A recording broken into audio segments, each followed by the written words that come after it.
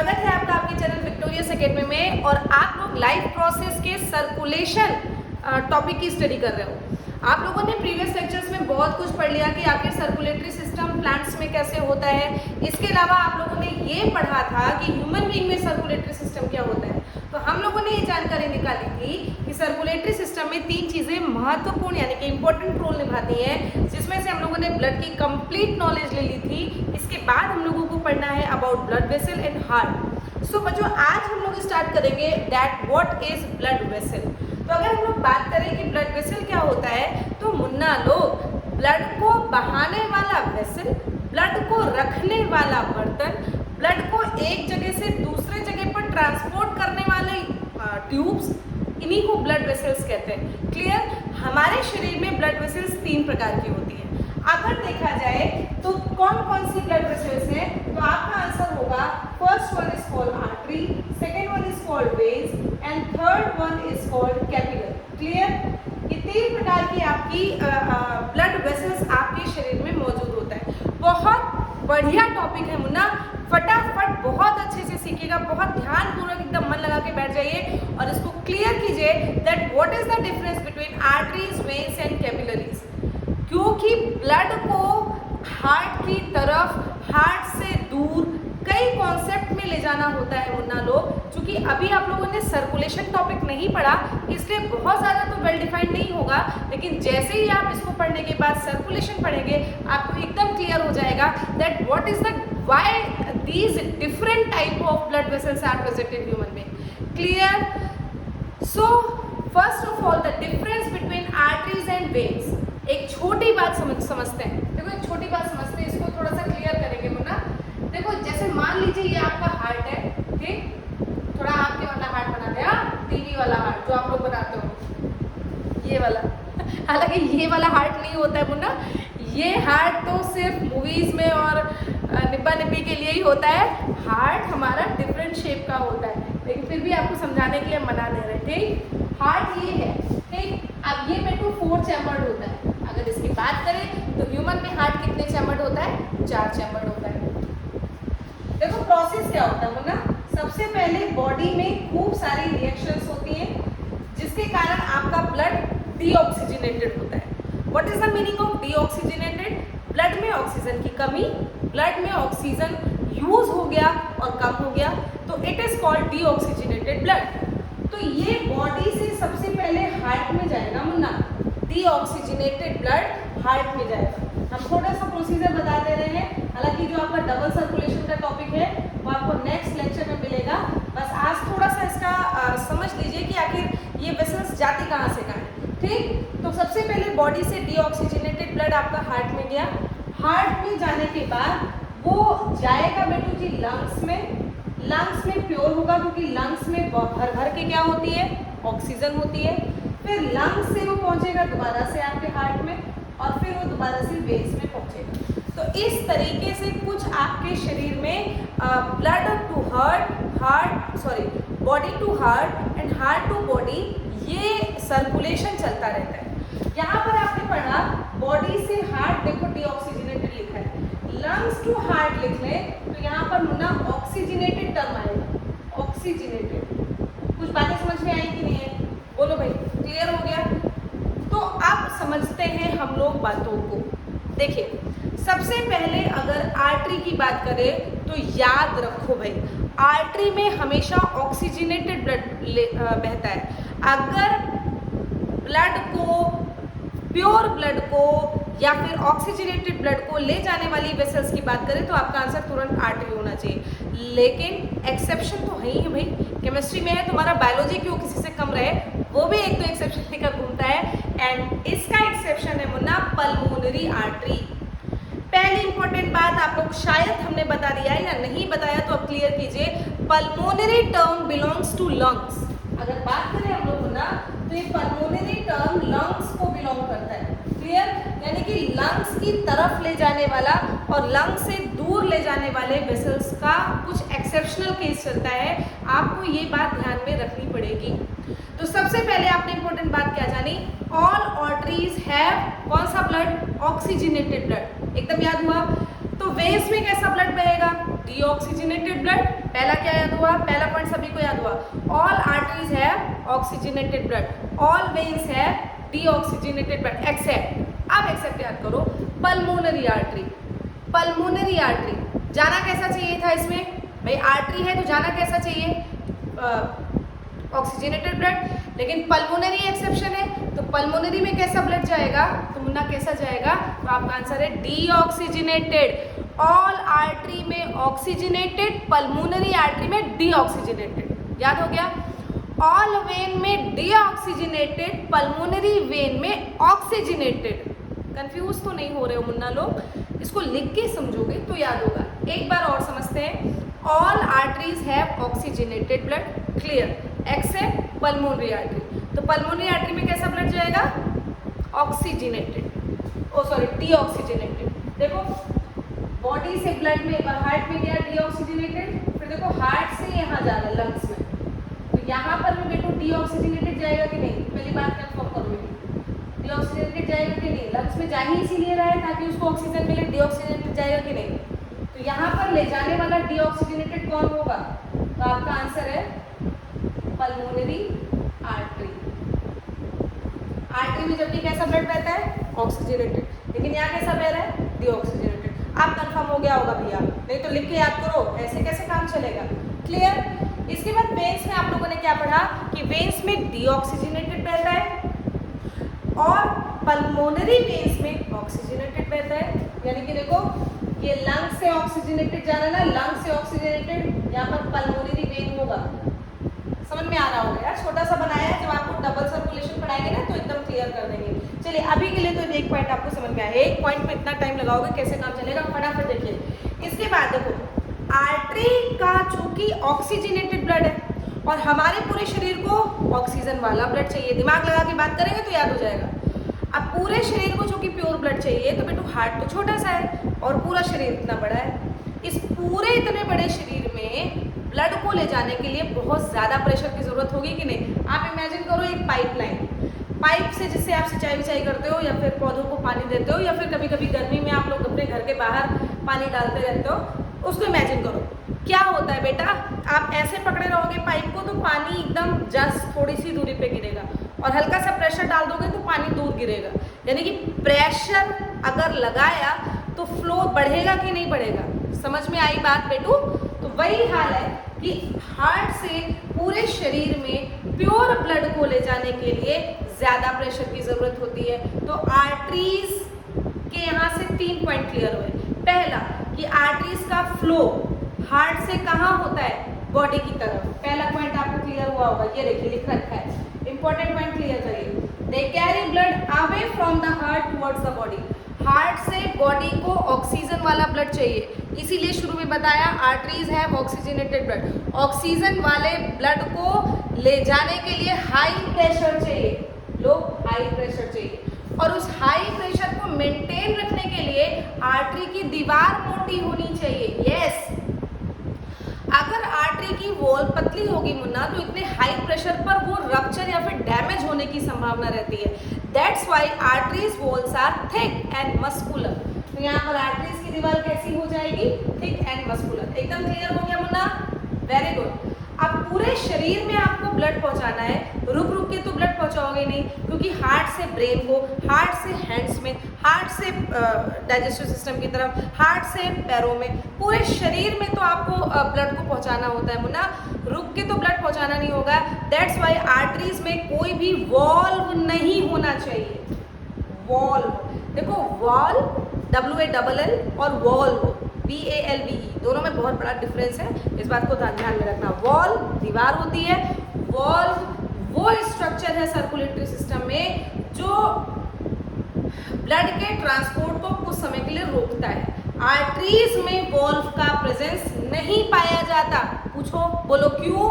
क्योंकि पूरे शरीर में ट्रांसपोर्ट होने के लिए रुक रुक के ब्लड थोड़ी ना जाएगा यार, उसको तो एक साथ जाने की जरूरत है। तो इस तरीके से आर्टरीज के पॉइंट क्लियर हो गए।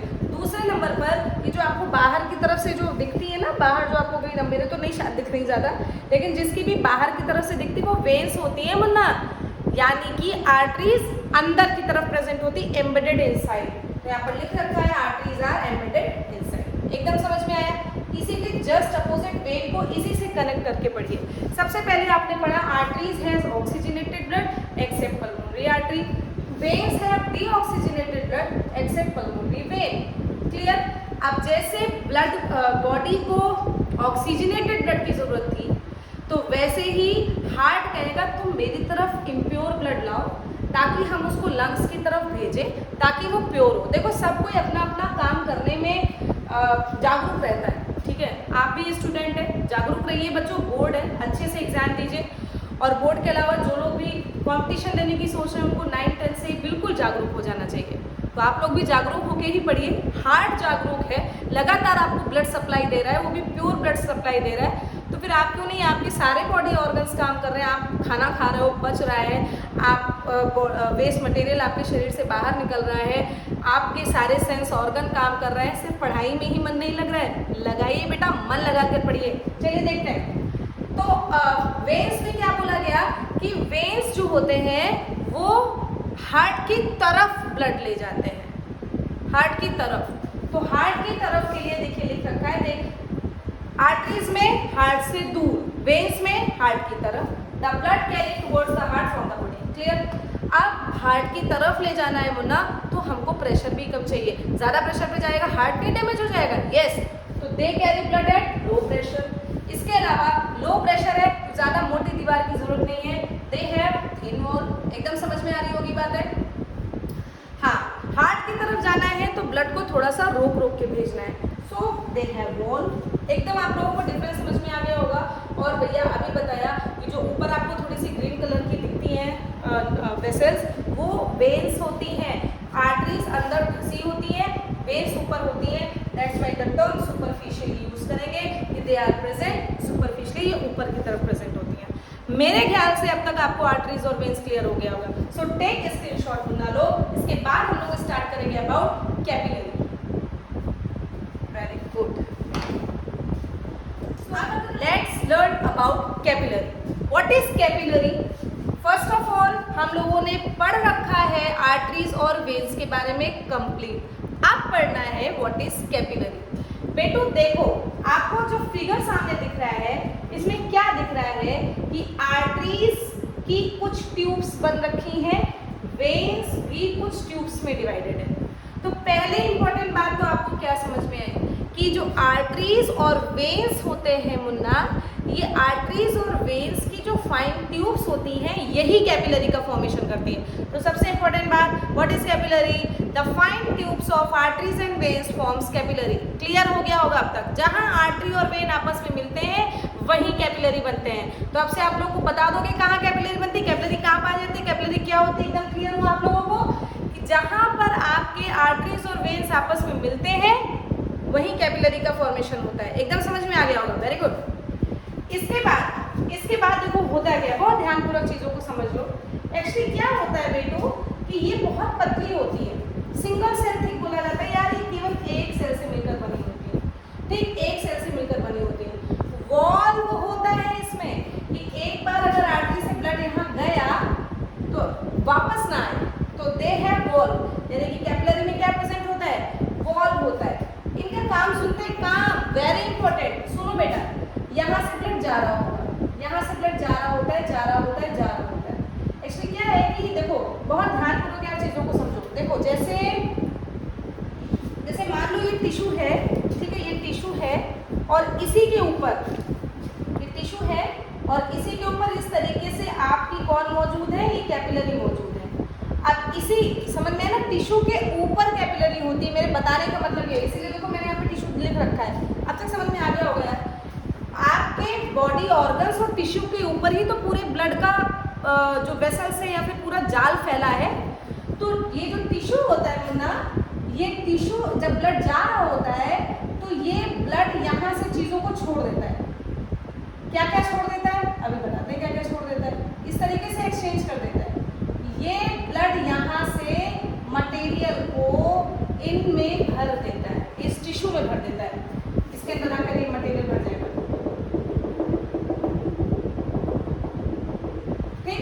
ब्लड जा रहा है, कुछ आपको समझ में आ रहा है कि नहीं? मुलाइयों को ब्लड जाने की डायरेक्शन है, ये गया, ये गया, ये गया, ये गया, ये गया, ये गया, ये गया, और ये वेन्स में मिलेगा। ये डायरेक्शन है। लेकिन वेन्स में मिलने के पहले, बहुत ध्यानपूर्वक समझो, वेन्स में मिलने के पहले आर्टरी से कुछ मटेरियल इन टिश्यूज में भर जाते हैं। अभी तक समझ में आ गया होगा मुन्ना? तो काम देख लो, exchange of material between blood, yes, ये जो ब्लड बहते हुए जा रहा है, between blood and surrounding cell takes place through capillaries. अब तक समझ में आ गया ना? ये क्या होता है कि कैपिलरी का काम क्या होता है कि ब्लड और उसके सराउंडिंग सेल या फिर टिश्यू के बीच में जो एक्सचेंज कराने का काम होता है, वो कौन करने का काम करता है? तो आपका आंसर होगा कैपिलरी। कैपिलरी तो आपने समझ लिया, लेकिन अब आता है मसला कि आखिर ये जो भरा ये बना क्या? तो मुन्ना, इसी को हम लोग कहते हैं लिम्फ।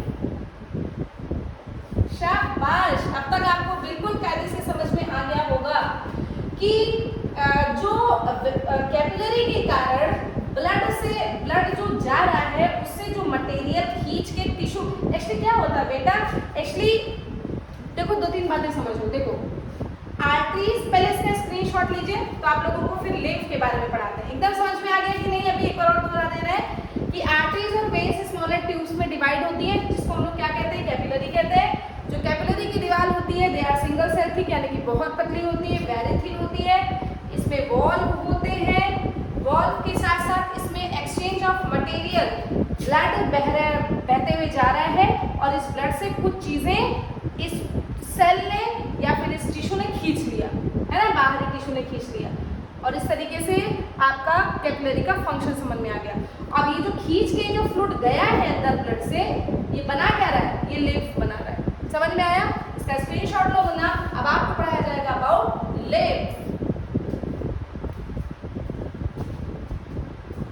बच्चों, अब हमको उसी के आगे कंटिन्यू करना है, दैट व्हाट इज लिम्फ। हम लोगों ने अभी तक पढ़ लिया था कि आर्टरीज और वेन्स जहां मिलती हैं वहां कैपिलरीज बनते हैं, है ना। आर्टरीज अपने फाइन ट्यूब्स में डिवाइड होती हैं, वेन्स अपने फाइन ट्यूब्स में डिवाइड होती हैं, और जो बीच में जो थोड़ा सा जाल जैसा स्ट्रक्चर बनता है उसी को हम लोगों ने क्या नाम दिया? कैपिलरीज नाम दिया। और फिर बोला कि यहाँ से जो बहता हुआ ब्लड जा रहा है, फिर से एक बार और बनाने का प्रयास कर रहे हैं, थोड़ा सा यार जा रहा है ना, थोड़ा सा इससे बनाते हैं। ये जो आपको ब्लड बहते हुए ग्रीन कलर से देखना है, ये जो आपको ब्लड बहते हुए दिख रहा है बेटू, इस बहते हुए ब्लड से क्या होगा कि मटेरियल ट्रांसफर होकर इस एक्स्ट्रा सेलुलर फ्लूइड में, एक्स्ट्रा सेलुलर का मतलब इस ब्लड से बाहर कहीं और जाकर स्टोर हो जाएगा, और यही स्टोरिंग चीज क्या कहलाती है, क्या बनाती है? तो तुम्हारा आंसर है लिम्फ। क्लियर हुआ? तो आपके लिए लिम्फ की डेफिनेशन क्या हो गई? द एक्स्ट्रा सेलुलर फ्लूइड जो कि हमारे शरीर में ट्रांसपोर्टेशन में इंपॉर्टेंट रोल निभाती है। ब्लड तो निभाता ही निभाता है, लेकिन लिम्फ भी एक ऐसा मटेरियल है जो ट्रांसपोर्टेशन ऑफ सब्सटेंस में मदद करता है। हो गई बात क्लियर कि व्हाट इज लिम्फ। अब बेटा लिम्फ एक बार बहुत ध्यानपूर्वक देखो कि आखिर यही क्यों बनता है। देखो जरा थोड़ा सा बात समझो। देखो ये आर्टरी है, मान लो ये आर्टरी है। एक आर्टरी में अभी आप लोगों ने पढ़ा कि हाई प्रेशर पर वर्क करता है, बोलो भाई। और ये कौन है? वेन है। वेन पर अभी आपने पढ़ा कि लो प्रेशर पर चीजें वर्क करती है कि नहीं करती है। अब आर्टरी से अगर ब्लड को वेन्स में जाना होगा तो आर्टरी का हाई प्रेशर इसलिए है क्योंकि उसके पास बहुत सारी चीज़ है। पूरे शरीर में ब्लड को जो ट्रांसपोर्ट करा रहा है, उस ब्लड में WBC है, RBC है, प्लेटलेट्स है, ग्लूकोज है, अमीनो एसिड है, शुगर, अरे यार बहुत वाटर है, मिनरल्स है, गैसेज है, बहुत कुछ है। तो इतने हाई प्रेशर से अगर इस तरीके से जो डिवीजन हम लोगों ने बना के रखा है इस तरीके से, अगर उसको वेन्स में मिलना होगा, देखो अगर उसको वेन्स में मिलना होगा मुन्ना, है ना, अगर उसको वेन्स में मिलना होगा तो जाहिर सी बात है कि आर्टरी को अपना कुछ मटेरियल कहीं बीच में छोड़ना होगा कि नहीं, क्योंकि इधर हाई प्रेशर इधर लो प्रेशर कैसे मेंटेन हो पाएंगी चीजें यार। तो इधर वो मटेरियल्स को छोड़ता है। ये इस तरीके से अंदर देखो टिश्यू बना हुआ है, टिश्यू बना हुआ है, और इसी टिश्यू के अंदर वो ब्लड मटेरियल्स को छोड़ देगा। और उस छोड़े हुए मटेरियल में होता क्या क्या है, देखिए उसमें होता है plasma, WBC, proteins, amino acid, water, minerals, बहुत सारी यूजफुल मटेरियल्स जो कि ब्लड से कहाँ छोड़ दिए जाते हैं Munna? Intercellular space of tissue fluid. क्या है? टिश्यू ही तो है, छोड़ दिया जाता है, यही तो लिम्फ होता है। अब तक समझ में आ गया होगा। अब ये ब्लड जो यहाँ से गया उसका भी प्रेशर लो हो गया। आर्टरी में हाई प्रेशर पर चीजें बहती हैं, वेन्स में लो प्रेशर पर चीजें बहती हैं। और जब आर्टरी से वेन्स में ब्लड ट्रांसफर हो रहा होता है यार, तो इतने हाई प्रेशर पर ब्लड नहीं जा सकता, इसलिए आर्टरी से कुछ मटेरियल बीच में कहीं छोड़ा जाता है और वहां पर कैपिलरीज बनती हैं और उन कैपिलरीज से टिश्यू के अंदर ब्लड जो मटेरियल होता है कुछ कुछ उसको ट्रांसपोर्ट करके भेज दिया जाता है, जो क्या बनाता है, लिम्फ बनाता है। अब तक तो मेरे ख्याल से समझ में आ गया होगा, नहीं आया होगा तो कमेंट करिएगा, फिर बताएंगे। वैसे अभी तक तो आपको समझ में आ गया होगा। तो आप लोगों ने क्या पढ़ा, it is formed when some amount of plasma WBC protein, RBC नहीं ट्रांसफर होता, लिम्फ कलरलेस होता है। Plasma WBC protein amino acid water mineral escape from blood in the intercellular space of tissue fluid from capillary. समझ में आ गई होगी बात। फिर देखो, लिम्फ हमेशा एक ही डायरेक्शन में बहता है, टिश्यू से हार्ट। अरे मैम अभी तो आप कह रहे हो आर्टरी से वेन, अभी आप कह रहे हो टिश्यू टू हार्ट, बेटा इसमें फिर लिम्फ की एक कैपिलरी से, लिम्फ है, लिम्फ की भी एक कैपिलरी बन जाती है। और लिम्फ की कैपिलरी बनते बनते वो भाई जो लिम्फ की कैपिलरी जो होगी वो जाकर कहाँ मैच करेगी, तो आपका आंसर होगा वो जाकर मैच करेगी हार्ट में। अच्छा, लिम्फ का भी एक सिस्टम होता है, लिम्फेटिक सिस्टम। जैसे लिम्फ भर गया, लिम्फ कहाँ भर गया बताओ, लिम्फ आपका टिश्यू में भरा है कि नहीं, टिश्यू में, ठीक। अब ये जाएगा अपने किस में, लिम्फ वेसल में, उसको लिखवा दे क्या, हाँ ये जाएगा लिम्फ वेसल में, ग्रीन से नहीं लिख रहा होगा ना, ये जाएगा लिम्फ कैपिलरी में, फिर ये जाएगा लिम्फ वेसल में, बोलो लिम्फ वेसल से जाएगा वेन्स में, और वेन से कहाँ पहुंच जाएगा हार्ट में। याद चाहे डायरेक्टली याद करो चाहे डायरेक्टली याद करो, अभी तो बताया lymph carries digested and absorb fat, sorry lymph flows only in one direction from tissue to the heart, tissue से लिम्फ कैपिलरी से लिम्फ वेसल से वेन से हार्ट में, यही तो पढ़ाया है। अब तक समझ में आया कि नहीं, और यही तो बता रहे हैं कि आर्टरी से ब्लड को जब यहाँ से यहाँ ले जाना होता है तो कुछ मटेरियल को छोड़ देता है, और उस छोड़े हुए मटेरियल क्या कहलाता है, लिम्फ कहलाता है। लिम्फ आपका लिम्फ कैपिलरी लिम्फ वेसल से वेन से होते हुए हार्ट में पहुंच जाता है। आ गई होगी बात समझ में, वेरी गुड। फिर अगर बात करें बेटू, तो लिम्फ आपका फैट के एब्जॉर्प्शन के लिए रिस्पॉन्सिबल है यार। ब्लड क्या, डाइजेस्टिव सिस्टम में आपने क्या पढ़ा है, डाइजेस्टिव सिस्टम में आपने पढ़ा है कि स्मॉल इंटेस्टाइन ऐसे बताया था ना, पिलाई होता है, इसके पास में जो ब्लड वेसल्स आती हैं वो क्या एब्जॉर्ब करती हैं, वो एब्जॉर्ब करती है ग्लूकोज एब्जॉर्ब करती है, अमीनो एसिड एब्जॉर्ब करती है। लेकिन इसी इंटेस्टाइन के पास लिम्फ कैपिलरी भी होती है, वो लिम्फ कैपिलरी के अंदर लिम्फ भरा होगा, वो क्या एब्जॉर्ब करने के लिए रिस्पॉन्सिबल है, फैट। अगर याद हो ना तो उसका नाम भी मैंने बताया, उसको लैक्टियल्स कहते हैं। लिम्फ की कैपिलरी जो स्मॉल इंटेस्टाइन के पास पाई जाती है उसको लैक्टियल्स कहते हैं, and lacteals are responsible for absorption of fat. Lymph carries digested and absorb fat from intestine. यार ये सब बातें बहुत पुरानी है, बहुत तो लिख दें यहाँ पर। लिम्फ कैपिलरी करती है, और लिम्फ कैपिलरी का नाम जो इंटेस्टाइन के पास होता है उसको क्या कहते हैं, तुम्हारा आंसर हो जाएगा लैक्टियल्स, ठीक। इसके साथ ही मुन्ना देखो, it also drain extra cellular fluid from extra cellular space back into the, देखो यहाँ से जब ब्लड जा रहा होता है यार, तो कभी ना कभी तो ब्लड के पास फ्लूइड की कमी आ सकती है, तो क्या होगा, ये फिर से खींच लेगा, ये ब्लड है आपका ग्रीन कलर का ब्लड है, फिर से कहेगा ए हमको जरूरत है चलो हमको वापस करो, ये फिर से ड्रेन कर लेता है, एक्स्ट्रा सेलुलर फ्लूइड से मटेरियल को फिर से ड्रेन कर लेता है और वो वापस ब्लड में मिल जाता है। क्या लिख रखा है, it also drains extra cellular fluid from extra cellular space back into the blood, मतलब अगर ब्लड को जरूरत है फ्लूइड की तो यहाँ से फिर से लिम्फ से फिर से मटेरियल को खींचा भी जा सकता है। खत्म हो गया लिम्फ, कितना आसान था यार, आप लोगों को एकदम, अगर मेरे ख्याल से तो समझ में आ गया है ना, अगर नहीं समझ में आया तो कमेंट कीजिएगा, आपको और अच्छे से फिर एक्सप्लेन करेंगे और कोई तरीका देखेंगे, बट मेरे ख्याल से तो इट इज ईजियर।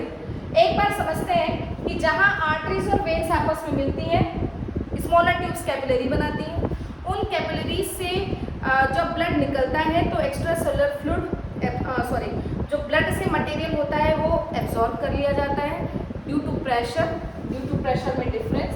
तो वो क्या बनाता है, लिम्फ बनाता है। लिम्फ के अंदर ब्लड का सब मटेरियल होता है एक्सेप्ट आरबीसी।